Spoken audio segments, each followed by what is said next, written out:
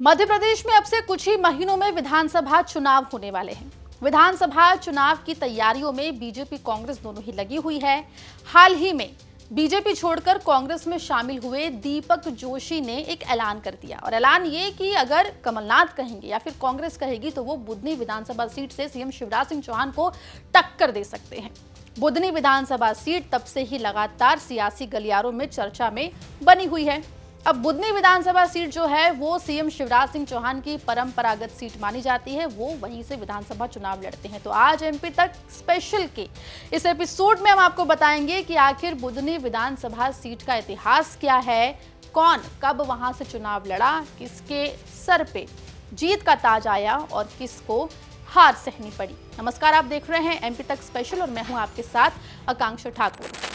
तो दीपक जोशी के उस बयान के बाद जिसमें उन्होंने कहा कि वो बुधनी विधानसभा सीट से चुनाव लड़ना चाहते हैं और अगर कमलनाथ और कांग्रेस चाहेगी तो वो बुधनी से सीएम शिवराज सिंह चौहान को टक्कर देंगे, तब से लगातार ये कयास लगाए जा रहे हैं कि बुधनी विधानसभा सीट से कांग्रेस दीपक जोशी को सीएम शिवराज सिंह चौहान के अगेंस्ट में उतार सकती है।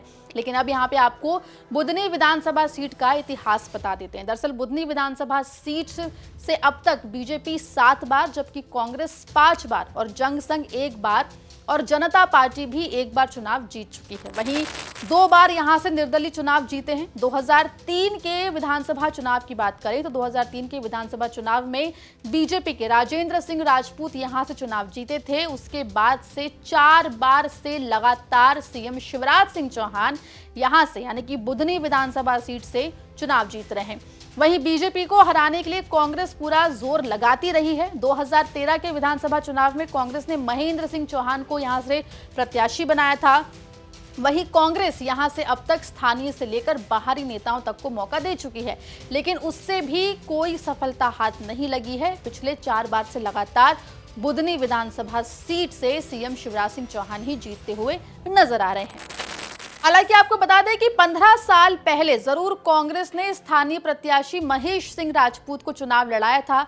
2018 के चुनाव में कांग्रेस ने शिवराज के सामने पूर्व प्रदेश कांग्रेस अध्यक्ष अरुण यादव को चुनावी मैदान में उतारा था, लेकिन वो भी नहीं जीत पाए थे। अरुण यादव को हार का सामना करना पड़ा था। सीएम शिवराज सिंह चौहान जो है वो एक बार फिर से बुधनी विधानसभा सीट से विजयी होकर लौटे थे।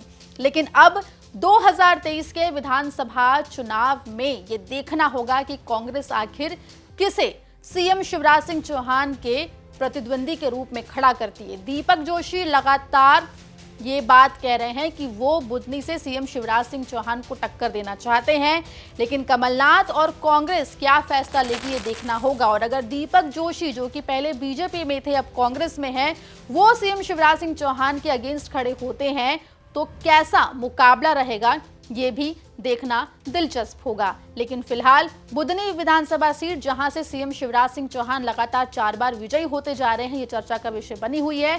देखना होगा कि आखिर आने वाले विधानसभा चुनाव में बुधनी की जनता किसे चुनेगी। एमपी तक स्पेशल के इस एपिसोड में इतना ही। बने रहिए एमपी तक के साथ।